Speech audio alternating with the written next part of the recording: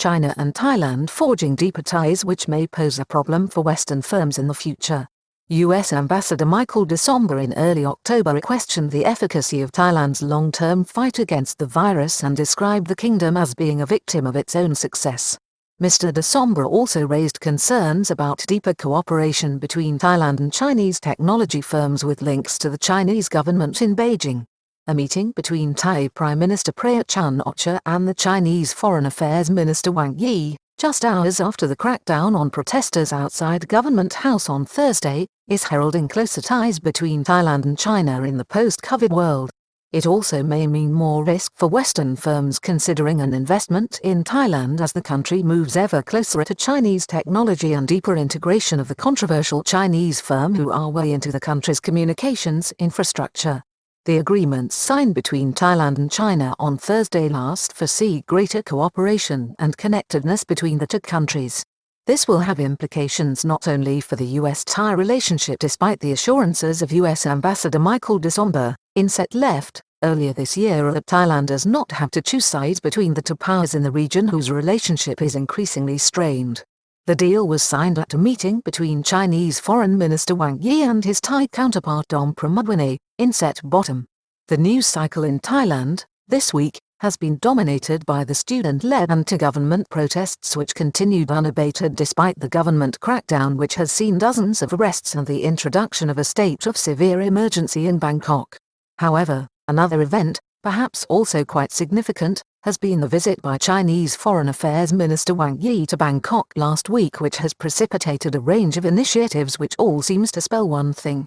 Thailand is ready to open up its economy again, but it looks increasingly like it will be opening up to China.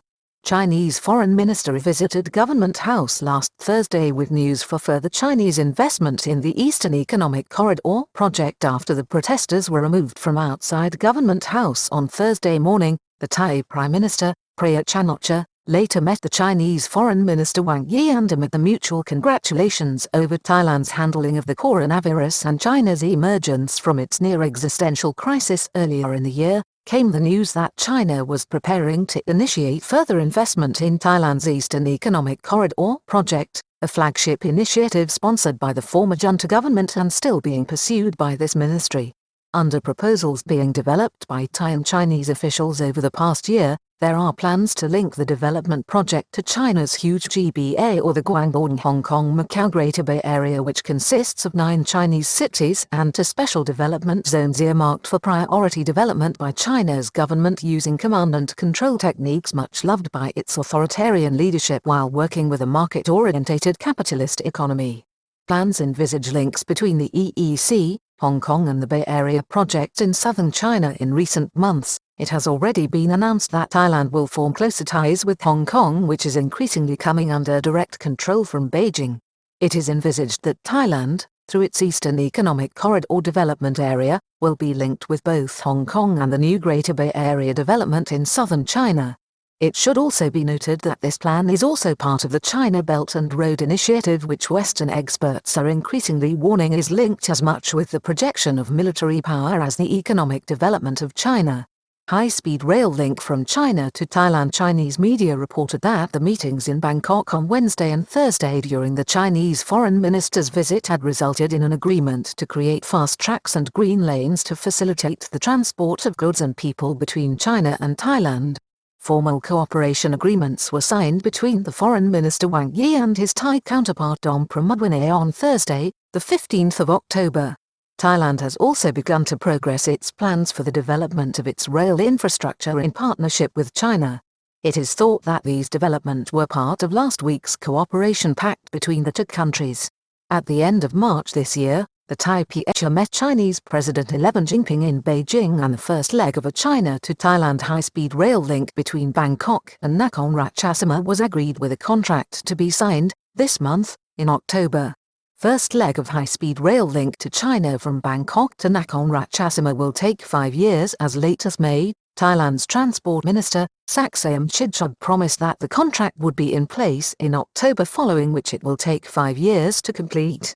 The cost of this first leg of the rail link with China will be 125 billion baht and will be funded by loans facilitated by China but 80% paid in US dollars, the balance in Thai baht. In May, the Thai government announced that an initial 50.6 billion baht contract had been agreed for key components of the development stage 2, linking Thailand with Nong Khian from there through Laos to China, is being worked on with China's state railway company. That 335 kilometers line comes with an estimated cost of 200 billion baht. Details of the commitment from China this week to invest further in Thailand's development zone covering the three provinces of Chachoengsao, Rayong and Chonburi were confirmed by government spokesman Anacha Burapachesri after the Chinese foreign minister's audience with the Prime Minister on Thursday. Thai government heralds closer 5G links with China as well as work on database and digital projects. Mr. Anacha also outlined Thailand's cooperation with Chinese firms on the development of 5G technologies and digital projects involving the use of big data. Both leaders agreed that the COVID-19 emergency presented an opportunity to forge closer links between the economies of Thailand and China. The Chinese Foreign Minister, Mr. Wang, also noted he was the first foreign minister to visit Thailand since the COVID emergency began. He promised that the Chinese vaccine in development against the virus would be used for the public good and that priority access to it would be given to Thailand as a friend of China. American ambassador indirectly questioned Thailand's closed border and zero-COVID policy in early October. At the beginning of October, the U.S. ambassador to Thailand, Michael de Sombre, appeared to question the efficacy of the Thai government's COVID policy and said that the kingdom was in danger of becoming a victim of its own success because of the economic devastation wrought. Michael de Sombre defended the U.S. policy and said that the COVID-19 emergency in the United States was being managed quite well. Cases in the U.S. have gone down significantly. We are talking 35,000 cases a day for a population of 380 million, so it is at a level that is generally manageable and generally low, and the mortality rate is quite low, he said.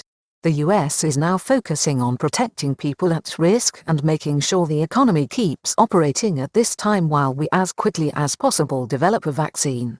Mr. de Sombre pointed to American firms who have already invested in Thailand's Eastern Economic Corridor area and confirmed another facility would be starting up there at the end of this year, having chosen Thailand as its Asian base. American firms have invested in the EEC, but de Sombre questioned the competitiveness of incentives offered. However, Mr. de Sombre said that Thai incentives to encourage investors could be more competitive and took issue with the cumbersome, bureaucratic process of applying for such incentives, suggesting that they could be made more streamlined and accessible. The U.S. envoy, earlier this year, warned Thai officials that the United States was a better friend to Thailand than China. He also promised that Thailand would not have to choose sides, but this may be an increasingly difficult position to maintain given the strong divergences between the two powers and heightened tensions. This month, he also cautioned Thai authorities about their ever-increasing cooperation with Chinese firms on 5G technology, alluding to Huawei, which U.S. intelligence agencies are warning strongly has been compromised by Chinese intelligence and poses a security risk. Price to be paid for lower-cost Chinese technology. It is now abundantly clear that Thailand has opted to forge closer ties with Chinese technology firms which offer lower-cost facilities but at a price. Huawei happened to be at the right place at the right time, offering prices that seem very competitive for reasons that aren't market-based, Mr. de Sombre said in recent weeks. Ericsson, Nokia and Samsung are all good companies that are not state-owned and obligated to share information with their intelligence services without disclosing. Severe ramifications for Western firms considering investing in Thailand due to network security worries. The decision by Thailand to proceed with the integration of Huawei kit and technology into its communications and network infrastructure may have severe ramifications at a later stage, as Western firms using such networks may be compromised. The decision by Thailand is coming as more Western countries, even those in Europe, are changing their policy on Huawei as the United States provides briefings and more information to them on the security threat being posed. Some countries have even, reportedly, ripped out equipment from older networks installed by the Chinese firm based on the perceived threat.